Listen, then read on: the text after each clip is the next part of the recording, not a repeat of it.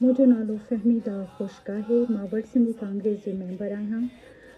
असां 27 अक्टूबर ते 10 Downing street में मंझंदि जो 1 बजे प्रोटेस्ट रखियो आहे।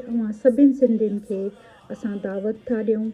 असां ही प्रोटेस्ट रखियो आहे अॼुकल्ह सिंध में जेकी हालात पैदा कया विया आहिनि, जंहिंमें एक्स्ट्रा जुडिशियल किलिंग आहे, जंहिंमें साजन मलुकाणी, सरमद भयो, वनेश कुमार, इन्हनि जी एक्स्ट्रा जुडिशियल किलिंग कई वई आहे। असां ही प्रोटेस्ट उन जे ख़िलाफ़ु रखियो आहे ऐं असांजो ही प्रोटेस्ट उन जे ख़िलाफ़ु आहे जेकी 6 केनाल ठाहिया वञनि पिया ऐं सिंध खे बंजर बणाइण जो मंसूबो तयारु कयो पियो वञे। असांजो प्रोटेस्ट उन जे ख़िलाफ़ु आहे। असांजो प्रोटेस्ट आहे डॉक्टर शाहनवाज़ कुंभर जे लाइ इंक्वायरी कराइण उन जे केस में ऐं उन जी फैमिली खे इंसाफ़ ॾियारण लाइ आहे। असांजो प्रोटेस्ट आहे त जेकी रवादारी मार्च में सिंधी न्याणियुनि खे जेको खयो वियो, उन्हनि खे अरेस्ट कयो वियो ऐं सिंधी जेकी क़ौम परस्त आहिनि, सिंधी अॻुवाणनि खे पुरअमन रवादारी मार्च में उन्हनि खे अरेस्ट करे ऐं उन्हनि खे खंभे बंदि कयो वियो, उन्हनि जी तज़लील कई वई।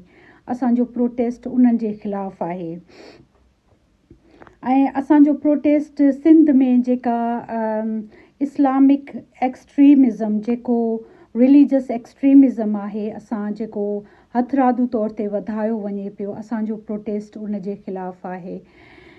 मां सभिनि खे दावत ॾियणु चाहियां थी, तव्हां अचो हिन प्रोटेस्ट में शामिलु थियो। असां सिंध जा इहे सभु इशूज़ असां न सिर्फ़ु UK पार्लियामेंट में, असां US पार्लियामेंट में असां इन जे ख़िलाफ़ु वेंदासीं। असां जिनेवा में इन जे ख़िलाफ़ु आवाज़ उथारींदासीं ऐं असां इंटरनेशनल कम्यूनिटी खे असां इंफॉर्म कंदासीं जेकी सिंध जा इशूज़ आहिनि।